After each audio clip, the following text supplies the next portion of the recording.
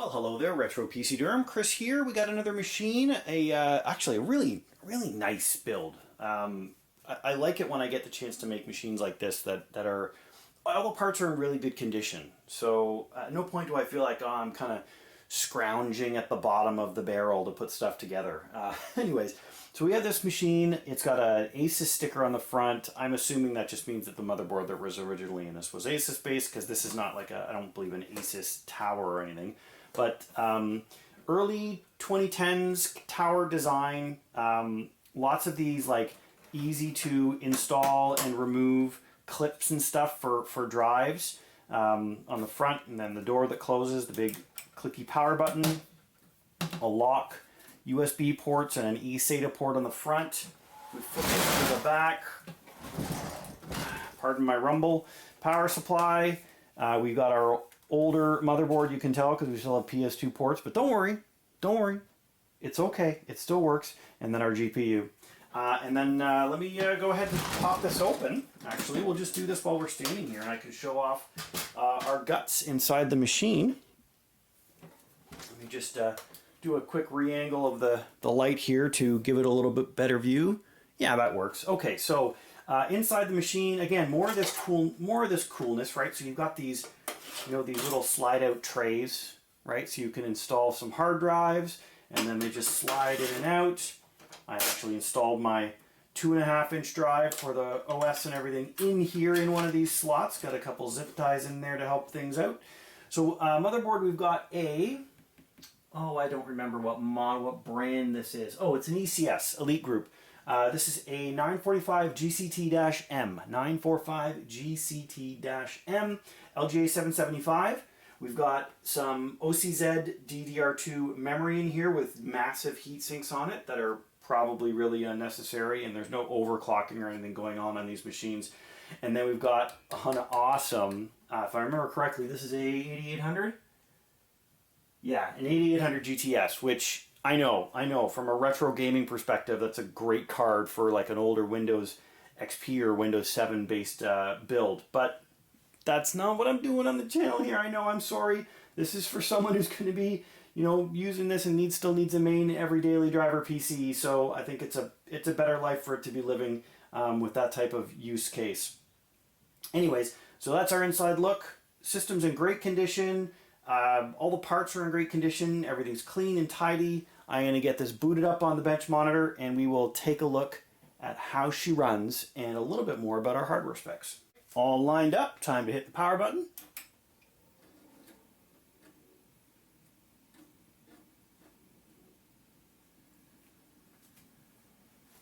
We get that AMI BIOS.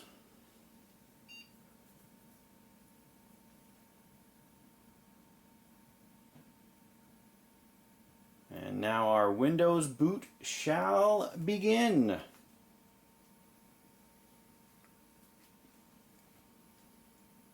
And again, I'm always a little bit surprised by how quickly it feels to me somehow like Windows still boots up pretty quickly. Windows 10 boots up pretty quickly with these older hard drives. I know with an SSD or something, a modern computer, it's seconds instead of a minute, but it's still kind of impressive that even with the older hardware, these systems can run pretty well. So there we go. We got Windows up and running. I'm going to get a little bit closer to the screen now, and we're going to take a look at our hardware info. Our processor installed in this system is a Conroe Intel Core 2 Duo E4500. And that is a dual-core non-hyper-threaded processor running at about 2.2 gigahertz. Storage-wise, we got that 500 gig HGSD hard drive.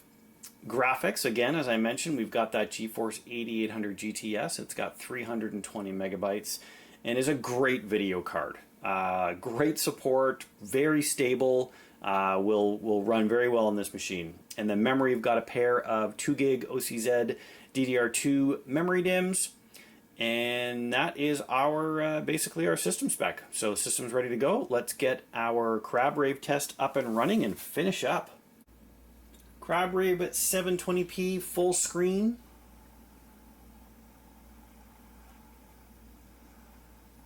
I see the tiniest little bit of hitching on the birds. We have only dropped 12 frames, which could just be like the buffer frames. We'll see when the scene change comes through if there's any more. It doesn't look like it, so this is really good. And, you know, part of this might have to do with a really strong graphics card helping to back up the processor for some of the encoding work. I do have H.264 running in Chrome here as well to help out with that. Using an older encoding engine that an older processor like a Core 2 Duo can handle better from an instructions perspective. Yeah, this is great. Like full screen HD 720p. Exactly what I was hoping to have happen. So this is a great setup. Very happy with how this turned out. I hope you're happy with how this turned out as well. Let me know in the comments below what you think about this build. If you're mad at me because I'm not doing a Windows 7 gaming build with the specs that are in here, but this is a donation machine. Remember, this is going to a kid or adult maybe in need who, you know, otherwise would be having to do like regular computing off of a crappy tablet or their old iPhone or something. And being able to sit down in front of a computer with a proper monitor and keyboard and mouse makes a massive difference from a computing experience. So hope you enjoyed the video.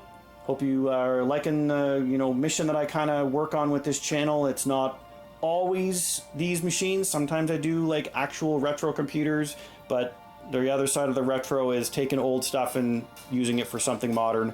As always, I hope you're staying safe and healthy, and we'll catch you in the next one.